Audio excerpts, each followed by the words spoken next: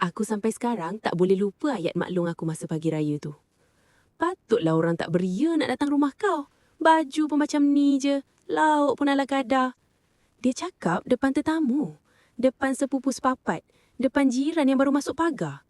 Dan yang paling buat aku sakit hati, dia cakap sambil senyum. Seolah-olah benda tu lawak.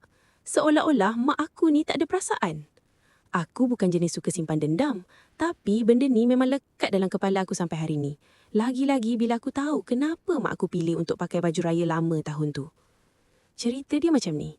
Tahun ni sepatutnya giliran rumah kami buat open house kecil untuk keluarga sebelah arwah nenek. Bukan besar pun. Setakat adik-beradik mak, anak-anak dia orang, beberapa jiran rapat. Mak aku dari awal dah cakap tak payah grand sangat. Buat mana yang mampu. Asal orang datang, makan, borak, habis cerita. Tapi biasalah, dalam family mesti ada seorang dua yang suka compare. Mak long aku ni memang jenis macam tu. Kalau rumah dia, langsir mesti tukar baru. Pinggan mangkuk mesti set tema. Kuih raya nak kena berbalang cantik-cantik. Anak menantu semua kena sedondon. Kalau tak, bolehlah dia perli. Mak aku pula memang tak macam tu. Mak jenis simple. Dari aku kecil sampai besar, mak tak kisah pun orang nak nilai apa. Dia masak sendiri, kemas sendiri, simpan duit sendiri. Tapi tahun ni aku perasan lain macam sikit. Dia asyik cakap, tak apalah, kita biasa-biasa je tahun ni. Aku ingat dia penat. Rupanya bukan. 2 minggu sebelum raya, adik aku dapat surat pasal yuran college dia. Ada bayaran tertunggak yang kena settle cepat. Kalau tak, susah nak daftar semester baru. Aku masa tu tak tahu sangat sebab mak tak cerita detail. Yang aku nampak, mak mula kira duit banyak kali dekat meja makan. Malam-malam bila semua orang tidur, dia duduk sorang-sorang. Tengok sampul, buku bank, bil, semua.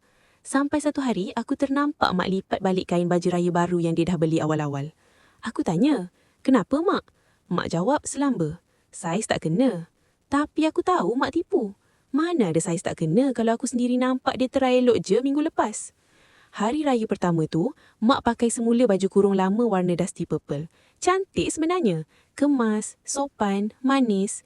Cuma bukanlah jenis baju yang orang tengok terus cakap, wah, baru beli ke apa? Aku pun tak fikir panjang sangat masa tu. Sebab aku ingat tak ada siapa kisah benda remeh macam ni. Silap aku. Pukul 11 lebih macam tu, tetamu mula ramai. Rumah pun dah meriah. Bau rendang, kuah lodeh, sambal kacang semua naik satu rumah. Mak dari pagi dah bangun subuh. Aku nampak sendiri dia potong bawang, rebus ketupat, panaskan lauk, lap meja, susun kuih, ulang alik dapur dengan ruang tamu tak berhenti. Mak Long datang lambat sikit, macam biasa, dengan gaya dia sekali. Masuk-masuk je teruskan satu rumah.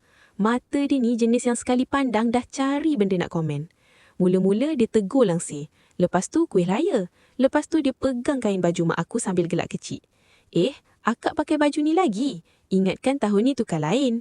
Anak-anak dah kerja kan? Mak aku cuma senyum. Senyum tu yang buat aku lagi sakit hati. Sebab aku tahu mak tengah tahan. Aku dah rasa tak sedap hati masa tu. Tapi aku masih diam. Sebab ada orang, sebab raya. Sebab aku tak nak rosakkan suasana. Lepas tu masa semua orang dah duduk makan, ada jiran sebelah yang puji rendang mak aku. Dia cakap sedap, lembut, cukup rasa. Belum sempat mak jawab, Mak Long terus menyampuk. Alah, kalau masak sendiri memang jimat lah. Cuma biasalah bila nak buat semua benda tapi bajet tak besar, jadilah macam ni, ala kadar. Aku nampak muka mak terus berubah. Bukan terkejut, bukan marah, tapi macam malu. Dan kemuncak dia masa ada seorang makcik ni tanya kenapa tema baju family kami tak sama. Mak Long terus gelak. Itulah, patutlah orang tak beria nak datang rumah kau. Baju pun macam ni je, lauk pun ala kadar. Sumpah, satu ruang tamu terus senyap kejap. Ada yang pura-pura sambung makan, ada yang buat-buat tak dengar. Tapi semua orang dengar. Aku terus bangun. Masa tu memang darah aku naik gila. Aku dah tak fikir raya ke apa dah. Tapi sebelum aku sempat cakap apa-apa, mak aku pegang tangan aku bawah meja. Kuat. Mak pandang aku, lepas tu giling perlahan. Isyarat dia jelas. Jangan. Jadi aku telan lah. Aku duduk balik. Tapi dalam hati Allah je yang tahu macam mana aku tahan. Lepas semua orang balik, rumah jadi sunyi. Tinggal pinggan, gelas, sisa ketupat dan tisu atas meja. Aku cari mak dekat dapur, tak ada. Dekat bilik pun tak ada. Last kali aku nampak mak duduk dekat hujung ruang tamu, sebelah baskul baju. Dia tengah lipat baju kurung dusty purple tu perlahan-lahan. Aku duduk sebelah dia. Lama juga kami diam. Lepas tu aku cakap, Mak, kenapa tak cakap je? Mak senyum, tapi mata dia merah. Dia kata, Tak semua orang perlu tahu kita tengah susah. Aku terus nangis masa tu. Sebab baru malam tu mak cerita sebenar. Duit baju raya dia, duit tempah kuih tambahan, duit nak tukar langsir, semua dia capur sekali untuk bayar yuran adik dia. Sebab dia tak sanggup tengok anak dia tertangguh belajar.